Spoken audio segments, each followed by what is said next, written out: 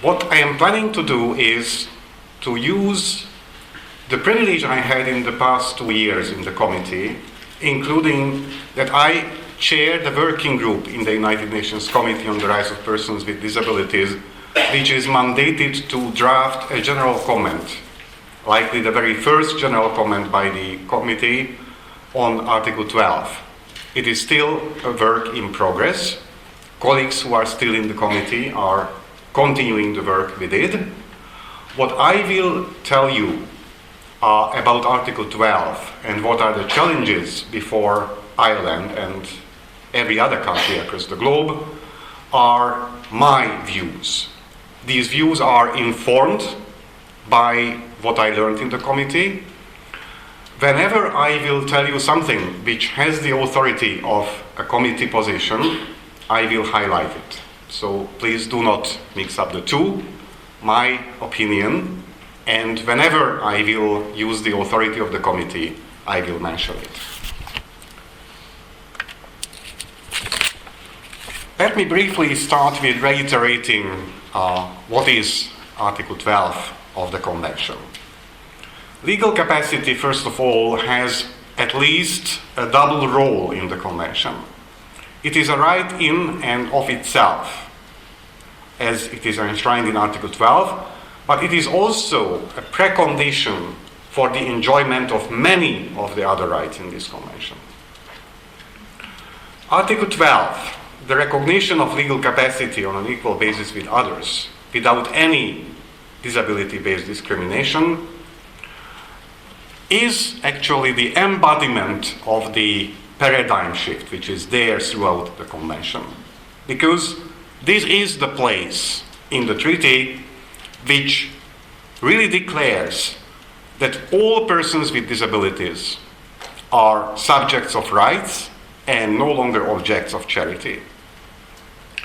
I would like to highlight that the committee in its work really understood that the concept of legal capacity is an evolving concept. The preamble of the Convention in its paragraph E does recognize that the entire concept of disability is an evolving concept. What we know about disability today is significantly different from what we understood on disability 20 years ago, and hopefully it is different what we will understand in 20 years from now, but only if countries who are joining this endeavor will do their task and our knowledge and understanding will develop. Because the entire paradigm shift is so much essentially there in Article 12 of the Convention, it is quite logical that legal capacity is also and should also be seen as an evolving concept. And I think that it may have far-reaching consequences. And frankly, this is one of the things why I do not fully understand the Irish government position or fear of ratification and the desire to come up with an almost perfect legislation on legal capacity. If we do recognize that legal capacity is an evolving concept, then there will be no such a thing as a perfect legislation, a perfectly CRPD compliant legislation on legal capacity. More precisely, what may seem to be absolutely in line with the CRPD today may turn out to be short of compliance in 20 years from now. The committee really understands this nature of the implementation, and whenever the committee was thinking about whether a country's performance is in compliance with the CRPD or not, we used a dynamic standard. So the standard is evolving. Legal capacity, I submit, is an issue of accessibility, mostly for persons with psychosocial disabilities and people with intellectual disabilities, but not only them. If legal capacity is not fully recognized on an equal basis with others, then people will have no direct access to many of the legal institutions and indirectly many of the other institutions in our modern day societies. And that means that they will have no access to full and effective participation. And again, I think that this is something strategically important. While making societies fully accessible is not a short-term task. It will take time. It should be done in an absolute manner. There are no exceptions. The committee faced in the country reports descriptions and plans saying that, oh, we will make accessible the public buildings in the capital. What about the rural areas? The obligation is not only about the capitals. And the obligation is not only about the public buildings, if you take the text of the CRPD seriously. So yes, it does take time, even for much simpler issues of accessibility, like physical accessibility or communicational accessibility. What needs to be achieved over a reasonably sufficient time is full accessibility. What in the meantime? In the meantime, when the world is not yet fully accessible, persons with disabilities may claim their right to reasonable accommodation. And we do know that the CRPD does recognize that the denial of reasonable accommodation is discrimination based on disability. Consequently, reasonable accommodation is not up to any progressive realization. It is an immediate obligation on the states who are parties to the convention. I think that if we look at the support which is there in Article 12, the obligation on support, as a form of reasonable accommodation, then again it may have very important consequences on our thinking. Nobody can be denied of any reasonable accommodation requests regarding access to support in exercising their legal capacity. Paragraph 1 of Article 12 is a very simple thing. It is basically just a reaffirmation, a reiteration of Article 16 of the International Covenant of Civil and Political Rights. And yet it was necessary because in many countries there are persons with disabilities who are not even seen formally as persons before the law. They do not have an identity legally. They have never been issued a birth certificate, let alone an identity document. They do not exist. Sometimes they are identified by numbers, as we have seen this in the case of Peru. People who live in institutions, they have no names. Many of them have no names. They have numbers. If we look back in history here in Europe, we do know that similar structures existed in different historical and political contexts. And unfortunately, in the beginning, even not in the beginning of the 21st century, still similar situations exist for persons with disabilities in countries, even countries which I could not imagine before I joined the committee.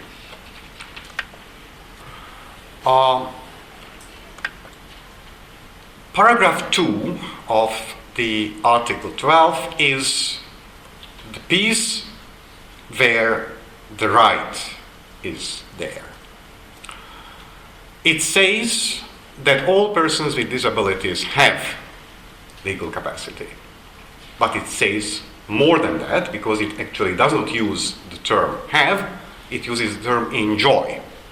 And enjoy is more than just have. Have the right to enjoy the substance of that legal capacity. The requirement of enjoyment makes it necessary that suitable arrangements be made by the state party to ensure that the exercise of legal capacity by persons with disabilities is real.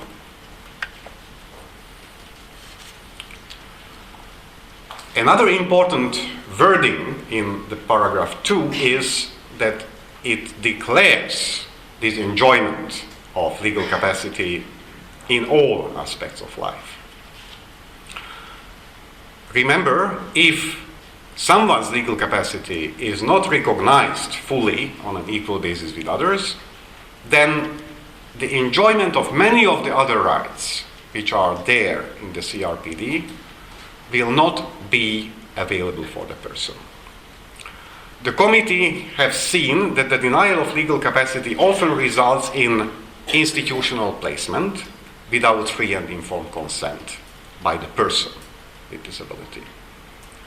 It often results in forced medical treatment, including psychiatric treatment, denial to live independently and in the community, sterilization without free and informed consent, denial of the right to marry and parenthood, deprivation of the right to vote, stand for election, and participate in public life.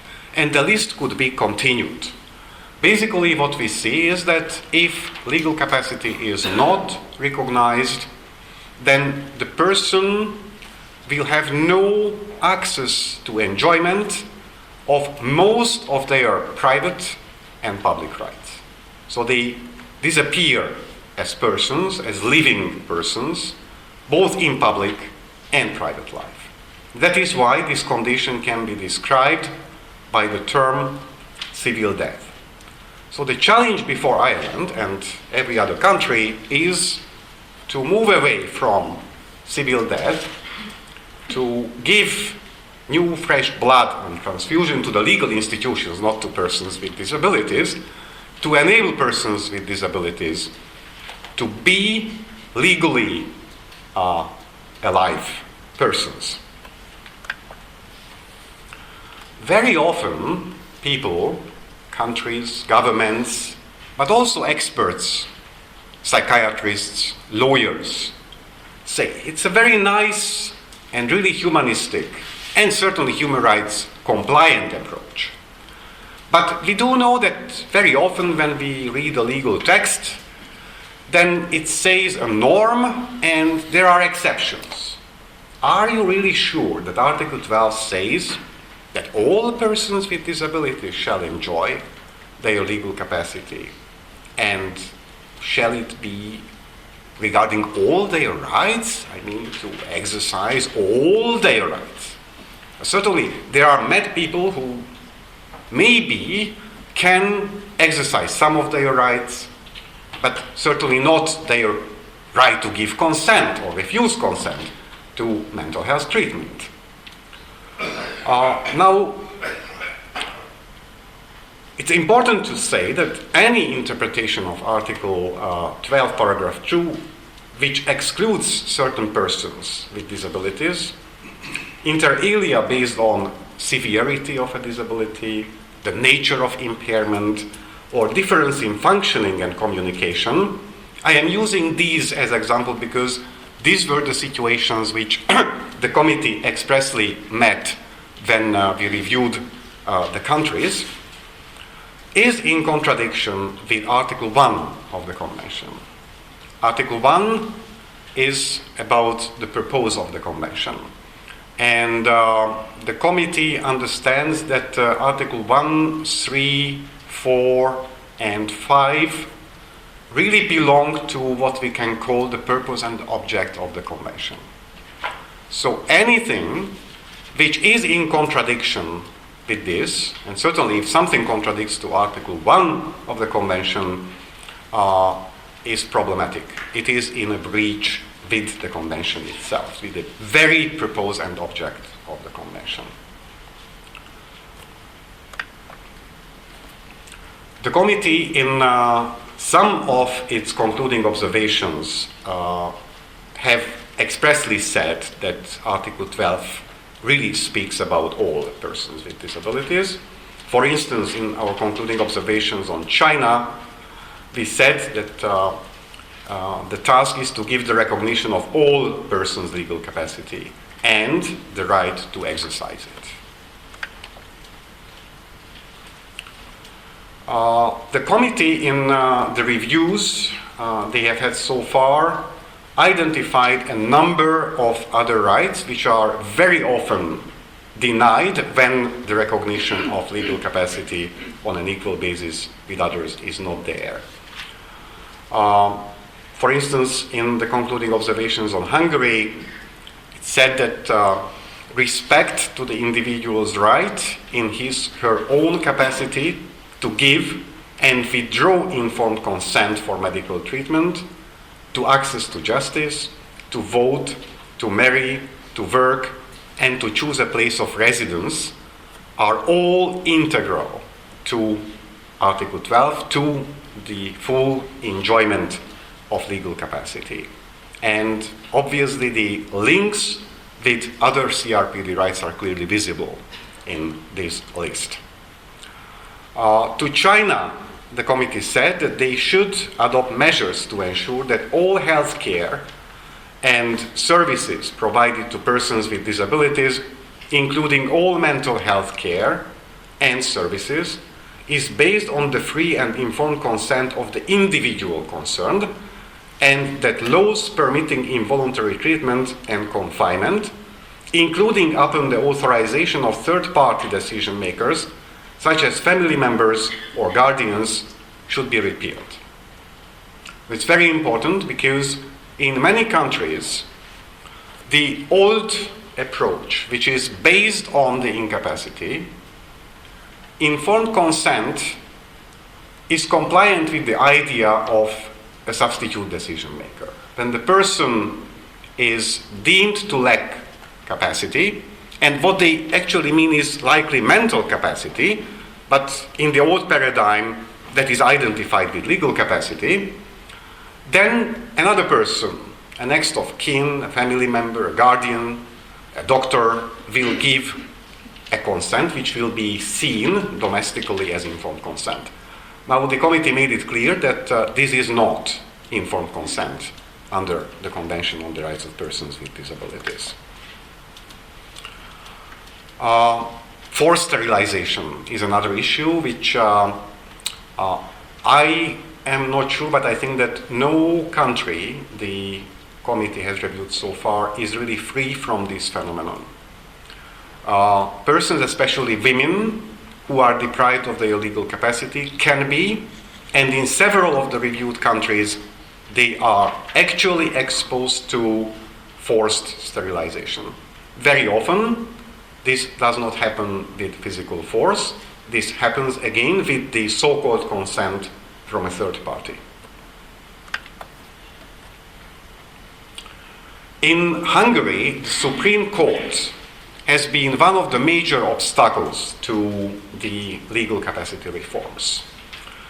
And when they argued for retaining plenary guardianship, which is the purest form of deprivation of legal capacity, they said that actually for some people who have very severe disabilities, plenary guardianship is that affirmative measure which is there in paragraph 4 of Article 5 of the Convention, which says that affirmative measures can be used to promote de facto equality for persons with disabilities, and they will not be seen as discrimination on the ground of disability. No, the problem here is that a clear and pure deprivation of legal capacity certainly does exclude the person from full and effective participation in society and full enjoyment of their rights. So it goes to contradiction with Article 1 of the Convention. Consequently, it is not a right and admissible interpretation of Article 12. Also, when the committee elaborated on what is the difference between supported decision-making regimes and substituted decision-making, because we had to deal with this question, when the Spanish government delegation came before the committee, they told us that their civil code is fully compliant with Article 12, and they know this because they asked their Supreme Court whether the Spanish Civil Code was in compliance with Article 12 of the CRPD or not, and their Supreme Court assured them that it was absolutely compliant. They even started to rename things. What they called in the past as substitution of a decision, now they will call support to decision. But they didn't want to change the conceptual framework. They wanted to change the language. And then the committee said something which since then the committee have reiterated every time in their concluding observations, namely that supported decision making is something which respects the person's autonomy, rights, will and preferences.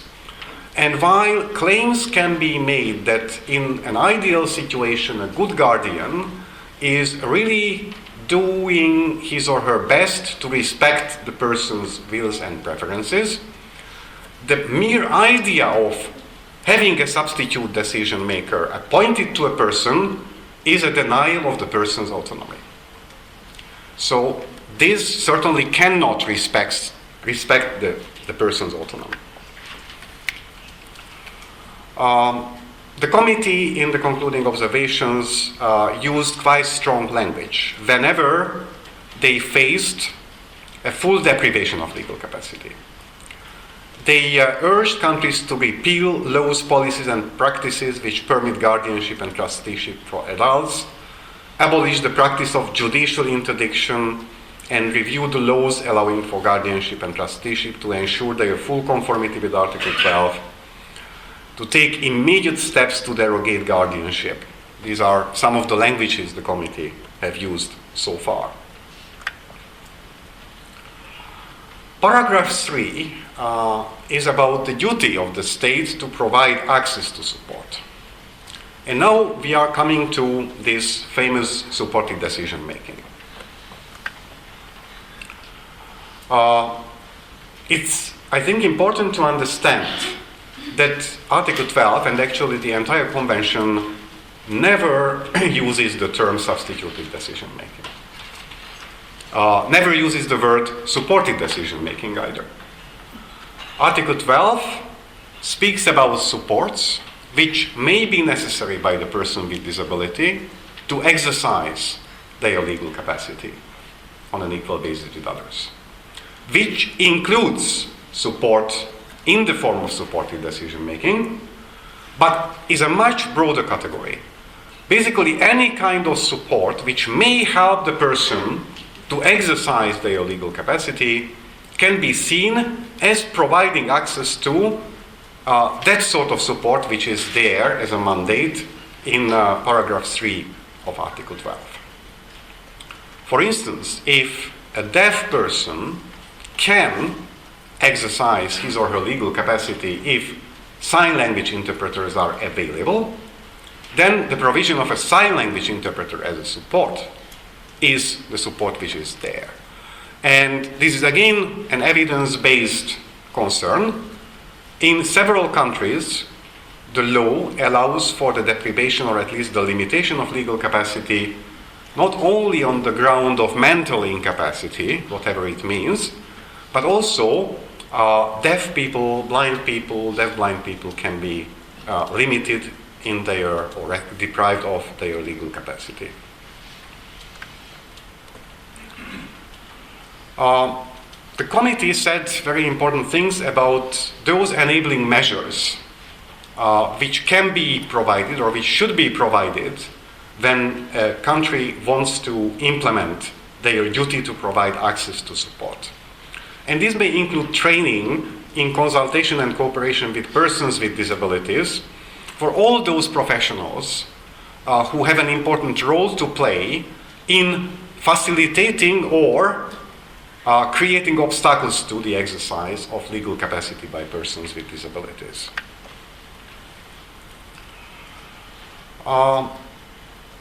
What if a person has no access to support?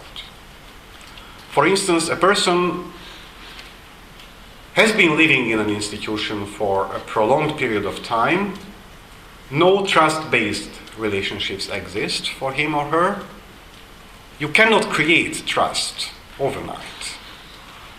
For that person, the necessary support may not be there. Can this legitimize the deprivation of legal capacity of this person? The answer is that no. The provision of access to support is a state duty. The right is the recognition of the person's legal capacity. Just not complying yet with the state duty shall not mean an excuse on the country to maintain the deprivation of legal capacity as a legal option. I have already mentioned that the duty is to provide access to support, to exercise legal capacity, and supported decision making is one important form of support.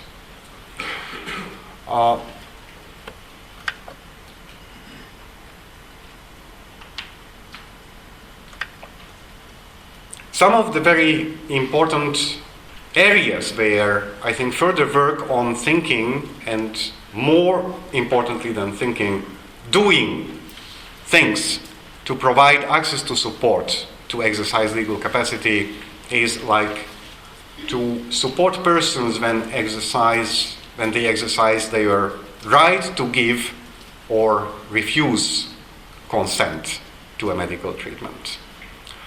Another important area, which is related to paragraph 5 of Article 12, is about the support which may be necessary for the person to exercise their legal capacity regarding financial decisions. These are just two very important practical areas. Paragraph 4, and that is the last paragraph I am talking about, is can restriction of legal capacity be a safeguard which is there in paragraph 4.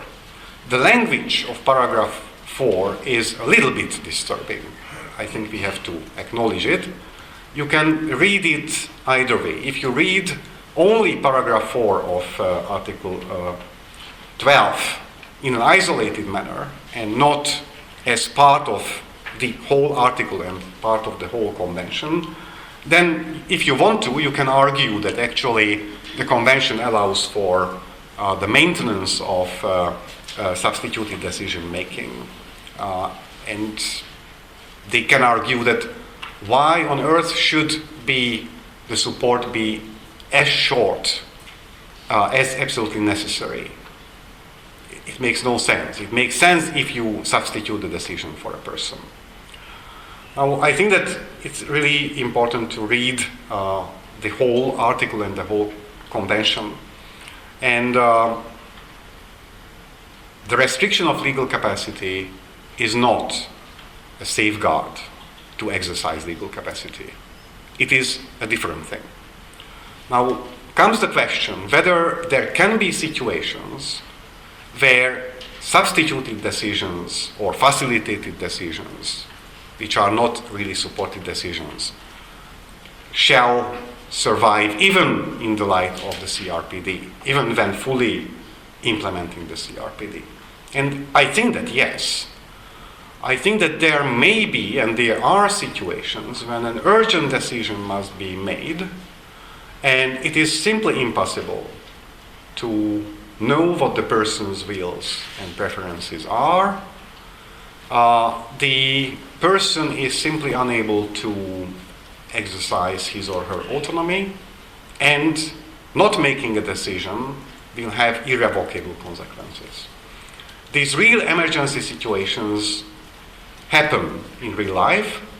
They may happen to anyone, not only to persons with disabilities. And here I think it's really important to think about these emergency situations in as much disability neutral manner as possible. And ask the question how substitute decision is provided without depriving a person of their legal capacity. And it certainly is not the same substituted decision making as we have in the regimes called guardianship, trusteeship, and any other forms which legally deprive persons of their legal capacity. What has the committee said about the safeguards? Not too much. So the committee is not very helpful at the moment if you want to understand the safeguards very well. But in the concluding observations on China, the committee said something really important.